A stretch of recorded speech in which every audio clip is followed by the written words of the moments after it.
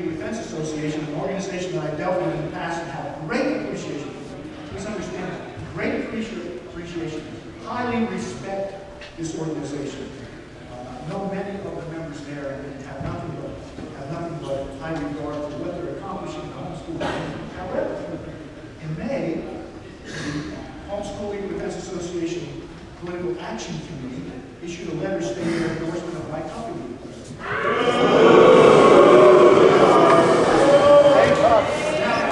Let me tell you that of all the candidates, let me first of all back a little bit, letter of this support for Huckabee as a conservative who has a chance of winning.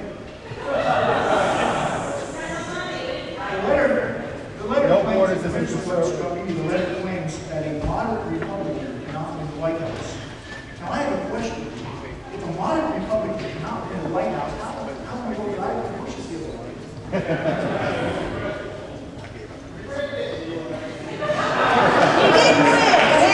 As to this endorsement, I have a lot more in common with my company than I do with perhaps another candidate. We both graduated from large evangelical seminaries in Texas. We both were pastors. You know, it would save me a lot of trouble if I could simply join this team. But I cannot.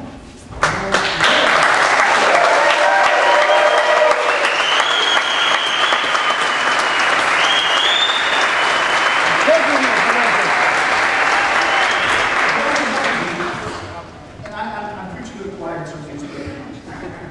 Let's just review it. Governor Huckabee did nothing to decrease taxes overall in Arkansas, while actually claiming to lower taxes. Under his watch, the tax burden to Arkansas citizens increased almost 50%. His record shows that he has been worse on immigration policy than almost any other Republican candidate. And he's regarded as a liberal by his own party in Arkansas. Not conservative, no matter how you slice it. But more to the point, this letter from the Homeschool Act is a chance to vote not to lose mantra with the fear-mongering cry, we can't let Hillary win. We won't. I wonder if principled voters are really casting their ballots just to keep Mrs. Clinton from returning to Pennsylvania after. I don't believe so. I believe that principled voters vote on principle. Ron Paul supporters don't have to play a game of keep away from the White House. The wrong person. We support the right man for the job.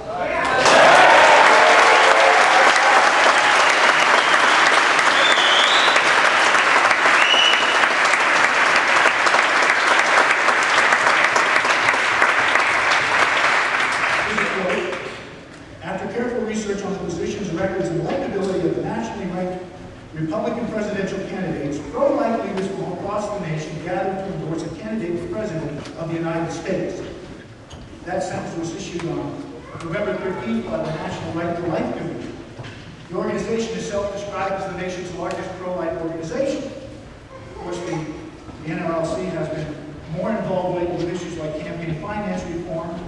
The group has supported questionable bills such as the Unborn Victims of Violence Act, which by virtue of its passage devalues the victims of abortion and also criminalizes drivers involved in accidents with an unborn child is home.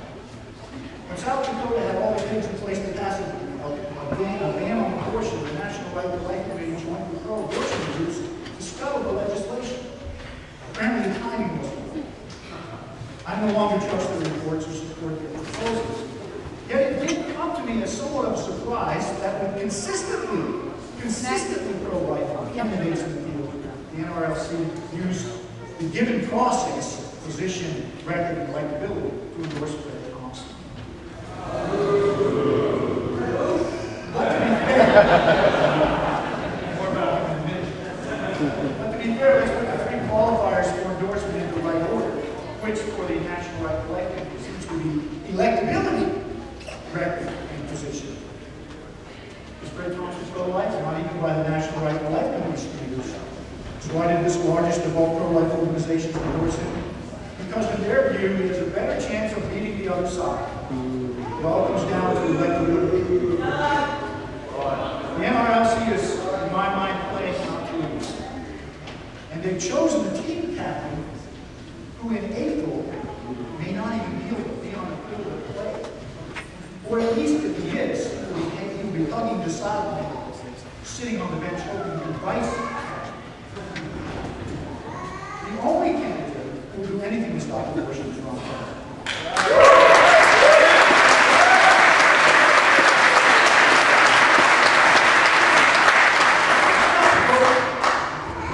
Why vote not to lose when a principal candidate who can win is running? And after winning, will actually do the right thing.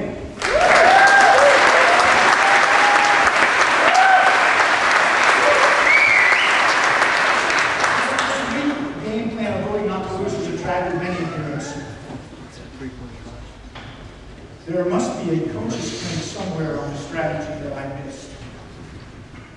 But let me give you another all-star thing, not to lose lead.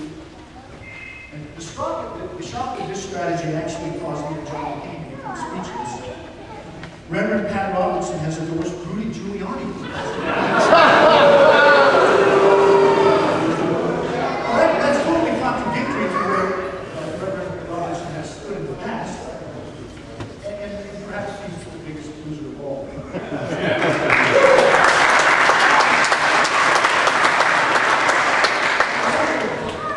I want to trade with Ron Paul. Earlier this month, Manchester Union endorsed John McCain. Here's what they said. I think a paper in Boston is the Globe or something. Here's what they said. We don't agree with him on every issue. Wow.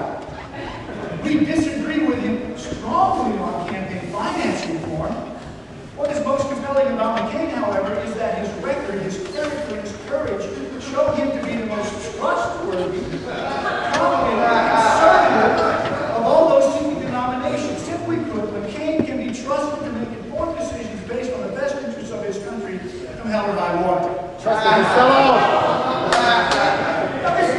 seems to be totally amazing. What are the editors thinking if it is not voting not to lose? We don't agree with him on campaign finance reform as if that was some minor side issue. How can a man who through campaign finance reform endorsed taking away the rights of free speech still be considered the most conservative and trustworthy candidate in the campaign? I